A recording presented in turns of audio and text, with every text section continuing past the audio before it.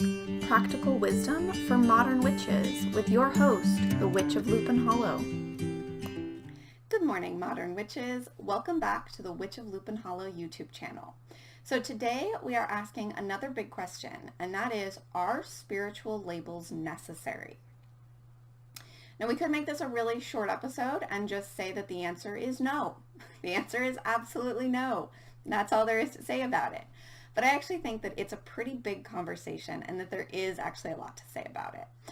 So we're going to dive in here. So first and foremost, what is a spiritual label? A spiritual label is basically the label that you assign to your spiritual identity. So, perhaps you are a Christian. Perhaps you are a Muslim. Perhaps you are a witch. Perhaps you follow a particular witchcraft path. I personally consider myself a cottage witch. Maybe you are a hedge witch or a green witch. Maybe you're a Wiccan. Maybe you are, even more specifically, a Dianic Wiccan. There are so many different paths, so many different traditions, and therefore so many different labels that you can potentially take on to describe your spirituality. Now, why are they not necessary? Why is it an absolutely no, they're not? Well, because at the end of the day, your spirituality is something that is self-contained. It's something that you hold inside, not something that you necessarily need to label for other people's convenience. Because at the end of the day, a label, at its most simple form, I think, is, something that you can tell to other people, right? People ask, oh, what's your religion? And you say, oh, I'm not religious actually, but I am a witch. Oh, I'm a Christian actually. You describe yourself in this way. So your spiritual label becomes kind of an adjective. It becomes something that you are, something that describes you in terms of other people and their perspective of you. But there is a much deeper version of what a spiritual label is as well. So spiritual labels can also be a descriptor for yourself, because I think that as we set out on our spiritual path and on our journey, we start to discover that maybe we're on a particular path. Maybe we are heading in a particular direction. Maybe we're learning about particular topics. And so we get really drawn to something in particular. You get drawn to study Wicca, or you are drawn to study hedge witchery. Maybe you're drawn to study Druidism. And there are, particular programs with some of these paths that you enter and you study for a particular amount of time, and you take on a title or a label at the end of that. Maybe you are a priestess or a priest. All of these labels are valid. But at the end of the day, you have to decide if the spiritual label you're taking on is for you or for other people. So there's, an option where it's a descriptor, an adjective for other people to understand your spiritual path. And then there's a version where it's a descriptor that helps you to understand yourself better. So when I came to the decision that I was a cottage witch, that this was the label that I wanted to take on, which was many years ago now, I had been researching for a little while. For a brief while, I called myself Wiccan just because it was easier. Especially then, it was sort of, now I think the term witch has become a little bit more mainstream. It's a little bit easier for people to take on. But I do think that in general, especially, 5 to 10 years ago, Wicca was a little bit more understood in mainstream culture. It was still a big mystery to a lot of people, still considered evil by a lot of people. But in general, if you said, oh, I'm a Wiccan, people sort of, at least dismissed the conversation. At least you had given them an answer and you could be done. And so for a very brief period, I kind of said I was Wiccan, or I would say I was like, oh, Wiccan-ish, I'm studying Wicca. but it never resonated. It was never the path that was right for me, and I knew that, but I didn't know what my path was. And so I didn't want to just say, oh, I'm studying astrology and all these sorts of things, and they all make up my spirituality. Like, when you're telling other people, that's a bit of a mouthful, right? And so that's one of the reasons why having a spiritual label for the sake of others is, it makes the conversation a little bit shorter. It gives them a general sense of, what it is that you believe, and you can all move on with your lives. And so that was sort of where I was at, was I wanted, this descriptor that I could use to describe my path pretty much for the sake of other people. But as I started out on that journey of, looking for the term that made sense to me, I realized that I also needed that term or that label for myself, because I was confused about my path. Just in saying that maybe I was Wiccan, I knew I was confused because I knew that wasn't the case. And so, why was I saying that if it wasn't true, and if I knew deep down that it wasn't true of me? Well, I think that at the end of the day, I just wanted something to be able to call myself, because I wanted to understand the path that I was on, especially with an alternative kind of spiritual path like this, like witchcraft. It's the kind of path that sort of leads us to question ourselves, both, naturally and socially. Naturally we're saying, okay, this is the path I'm feeling drawn to. Why? What about it is sparking my curiosity?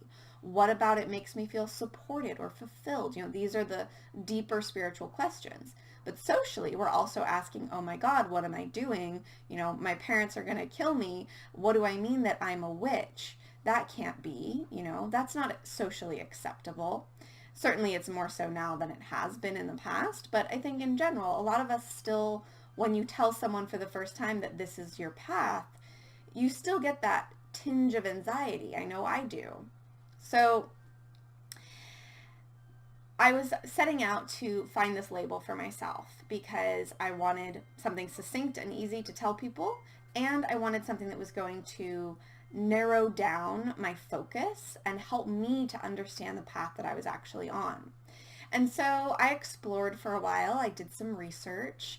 I looked at all different sorts of spiritual paths. There was a book at the time called Which Witch Are You, which I think is out of publication now, but I absolutely loved it. It was basically just an overview of dozens of different spiritual paths, especially those pertaining to witchcraft. And so I did all of this research. I got really interested in all the different traditions that existed. And at some point, I couldn't tell you when or where I came across it, but at some point I came across the term cottage witch.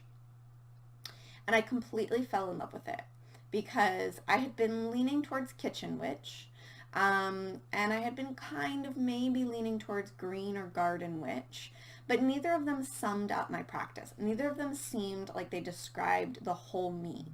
They were both just a little piece, right? Yes, I like to be in the kitchen. I like to cook food for my loved ones. Maybe I like to, use some magic in the kitchen.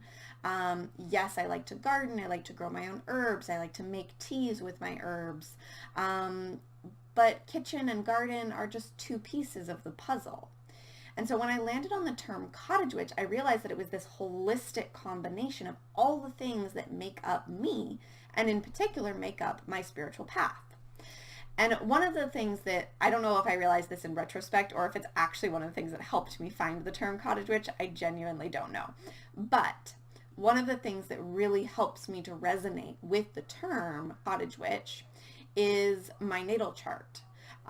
So, I am a Taurus sun, which really craves, comfort and home and pleasure and luxury, and sanctuary. And that is the word where, when I landed on the word sanctuary and I realized how important that concept was to my practice, I realized that it ties it all together. It ties in my Taurus. It ties in the term that I've chosen for myself, the label I've taken on. It all comes down to sanctuary, whether that is in the kitchen, in the garden, in the bedroom, in the tub, while traveling. Sanctuary is the core value of my practice. And so, you sort of come across these very organically, I think, in the long run, no matter how much you want to do the research and, go about finding out what your spiritual label is and discovering your spiritual identity or your inner witch. I think at the end of the day, we do discover them very organically, and we sort of come to the pieces when we need those pieces in our lives.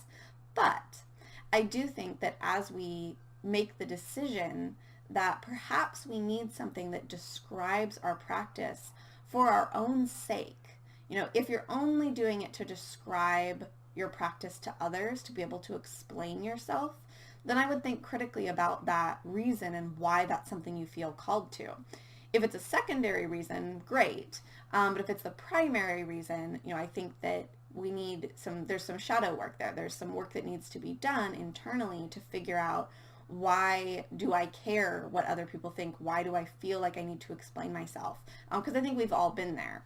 But once you get to the point where you're looking for a label to describe your path so that you can better understand it, then you're in a powerful place. You're coming from a place of power and a place of creation.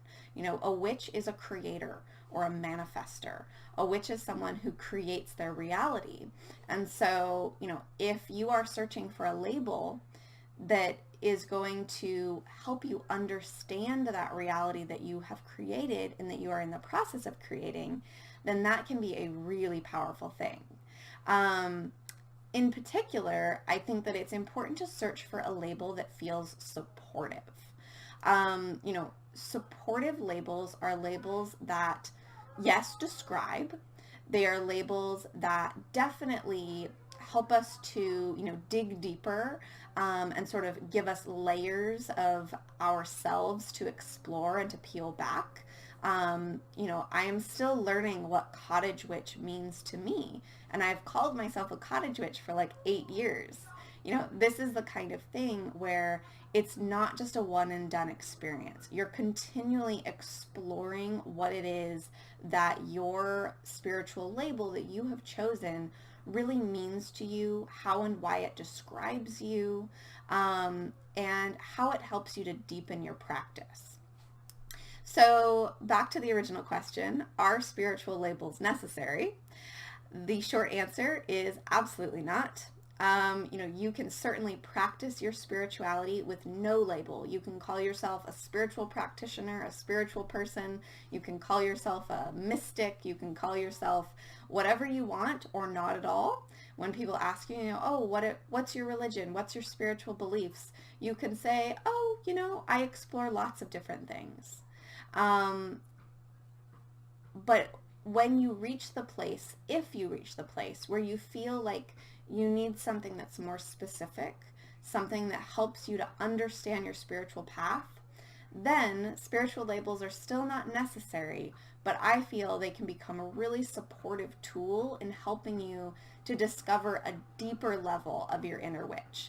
Because even if we are, 8 years or 10 years or 20 years or 50 years into our spiritual path, there are still new aspects of your inner witch to discover. So if you are just starting out and you're wondering if you're a witch and what that label might mean to you, then I invite you and encourage you to explore your options and to discover your inner witch for the first time. But if you are a more advanced practitioner and you are wondering, if maybe it's time for a new spiritual label, or maybe it's time to deepen your understanding of the label you've taken on, then I invite you to discover a new aspect of your inner witch. So this has been another big conversation. I think that these are really big topics and questions that we have to ask and we have to talk about, so that those who are, just joining this spiritual community, as well as those of us that have been around for a long time, we can continue to deepen and develop our relationship with what it means to be a witch or a spiritual person. So I also just want to share with you guys that I have a new program I am running called Discover Your Inner Witch, which is all about helping you find your spiritual identity. So throughout the program, some of the things that we do is we define what witch and magic and spiritual means to you. We actually define those terms at the beginning of the program and again at the end so that you can understand how you've evolved, how your path has evolved, and how your perspective has evolved. We really dive deep into your personal astrology. We look at your natal chart and we look at certain different planets and signs and how they might affect your path as a witch. Specifically, you're most looking at your sun, moon, rising signs, but you can also look at Neptune and Pluto for your relationship to mysticism. You can even look at Jupiter for your relationship to expansion and your power for manifestation. You can look at Saturn for your relationship to authority, and how your inner witch feels about that. Your natal chart has so much powerful insight about who you are as a person and as a witch. Within the program, we also look at your heritage and your cultural ancestry. We take a look at what your ancestral influences can be. A lot of times we don't even really know where we come from. And when you start to do that research, you discover that either you've been doing practices for years that you had no idea were coming straight from your ancestors, or you find new practices that you never expected to call to you, but that just feel right. We also dive into your spiritual interests, just the things that call to you personally, regardless of what anyone else or anything else says. So throughout the program, we really go about defining who you are as a spiritual person. And then if you feel like it's time or you want to take on a spiritual label of some kind, we also explore established traditions and ways that you can find a supportive label that is going to help you understand your path better. So this is a one-on-one program. But there's different levels. You can, sign up for a payment plan. You can pay in full for a little bit of a savings. You can have, more of a one-on-one experience with me, or for a little bit less of a price, you can have more of a self-study experience. There's lots of different things that come along with this. Basically, it's an 18-week program. Every week you've got videos and content to learn about. There's a printed workbook that you get to work through as you dive into your astrology, draw your natal chart, look at your family tree, look at your cultural ancestry, all these different things. And you get, office hours and one-on-one calls. You get all different sorts of, one-on-one time with me as well, so that I can help you figure out your spiritual path and guide you towards really discovering and connecting with your inner witch. So the Discover Your Inner Witch program is open for registration. You can find the link below this video, or just go to witchoflupinhollow.com and you'll find information there as well. I am just really, really excited to help more modern witches to really connect with themselves and to find their own paths and identities, and to create the path that, exists only for you, that is only right for you personally. So I'm so excited to work with you. I hope that you'll consider signing up. Drop a comment below about your thoughts about spiritual labels, a label that you've taken on, your experiences with that, how your label has, felt restricting or supportive at different times in your path and your life. So drop comments below about all of that, or questions about the Discover Your Inner Witch program. And make sure that you like this video and subscribe to the channel so that you can be notified whenever I put out a new video. All right, I will see you guys next week.